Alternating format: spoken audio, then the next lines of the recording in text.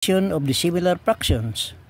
To add the similar fractions, make your fractions into similar fractions by looking for the LCD.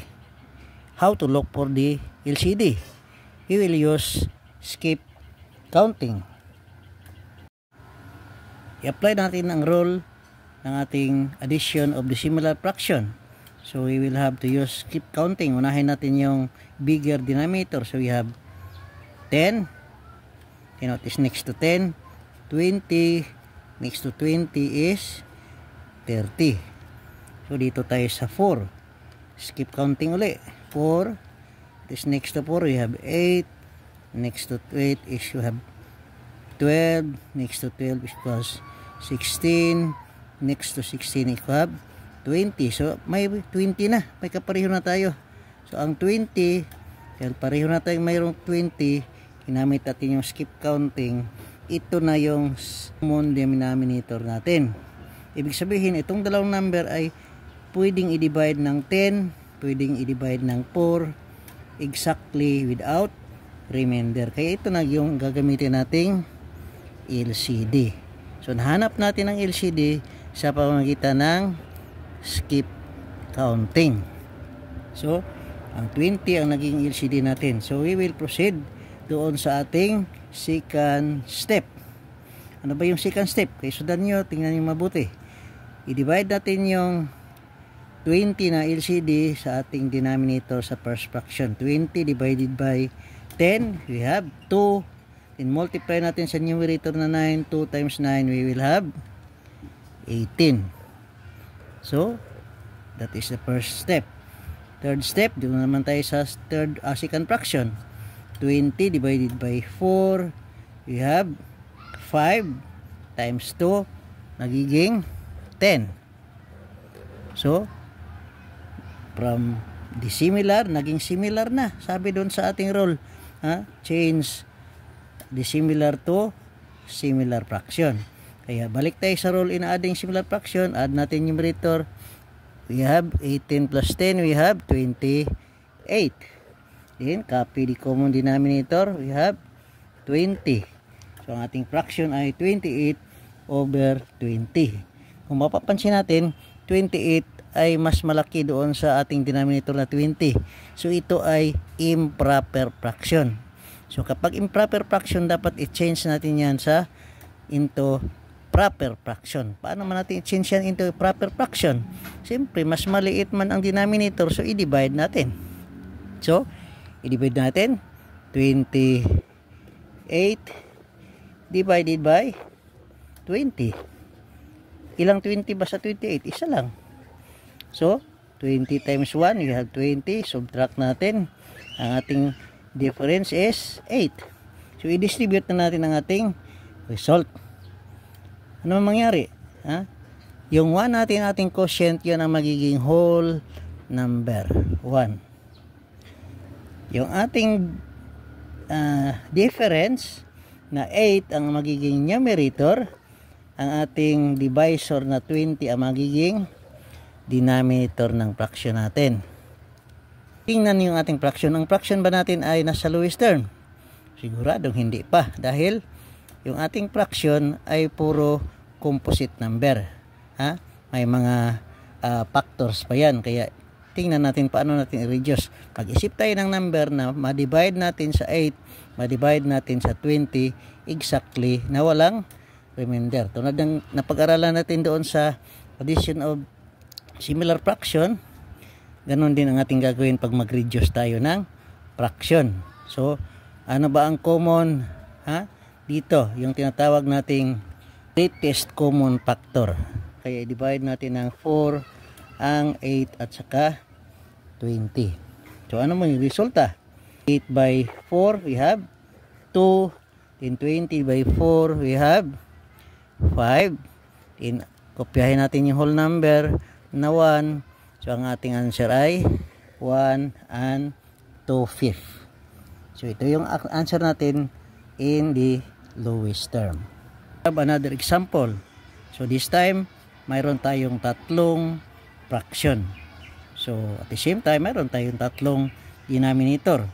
So, dito, gagamit tayo ng ibang steps, ibang method sa pagkuha ng ating LCD. Yung tinuro ko sa inyo kanina na mag-skip counting tayo, pwede rin gamitin dito.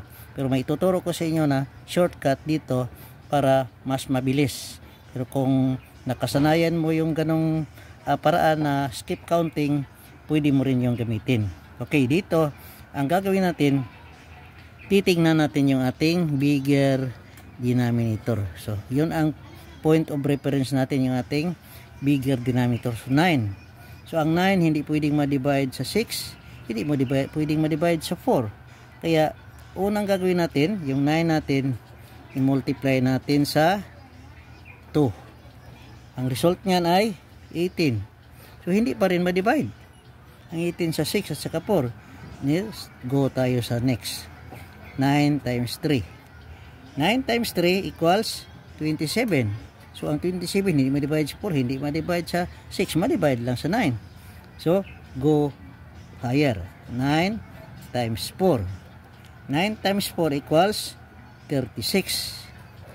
So, kung memorize mo ating table of multiplication, alam mo na kaagad na yung 36 ma-divide sa 6. 36 ma-divide sa 4, 36 ma-divide sa 9. So, dito pa lang, pagka na-memorize mo ang ating table of multiplication, alam mo na ang 36 ay pwedeng ma-divide sa 9, sa 4, sa 6. Exactly na walang remainder. So, ang ating LCD ay 36.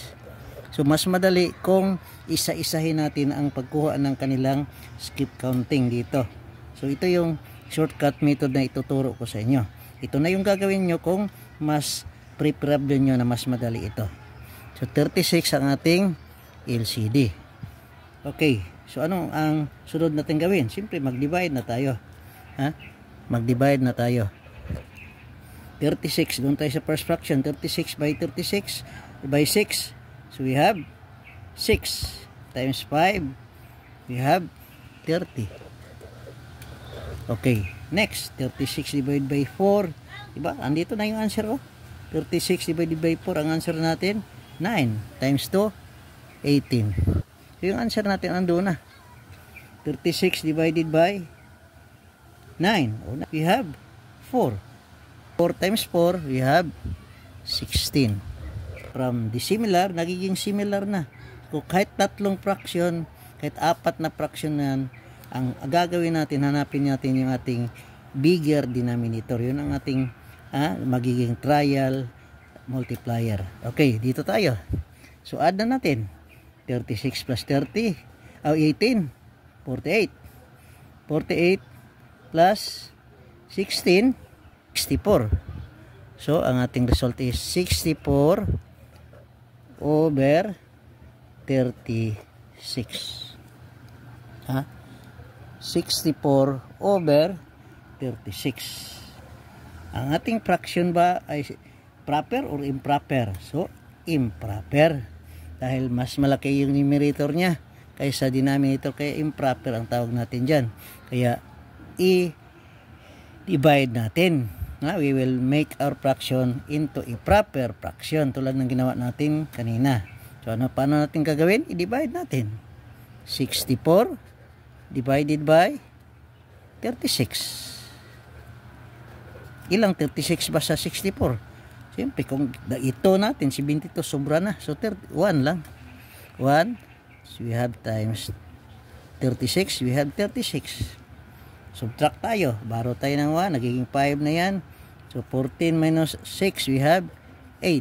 5 minus 3, we have 2. So, ang distribute naman ulit natin. Paano natin distribute? Ang ating 1 ay magiging whole number. Ang 28 magiging numerator. Ang 36 magiging denominator. Okay. So, ito na yung ating fraction. Ang fraction ba natin ay nasa lowest term na? Wala pa. Kaya, kailangan na naman nating i-reduce yan into its lowest term. So, ano ba ang ating magiging common divisor? So, hanapin na natin yung ating GCF. So, paano ba? Ha? Factor natin yung 28. Ha? 2 times 14. Ito pa. Ha? 3, hindi po yung 3. 4 times 7.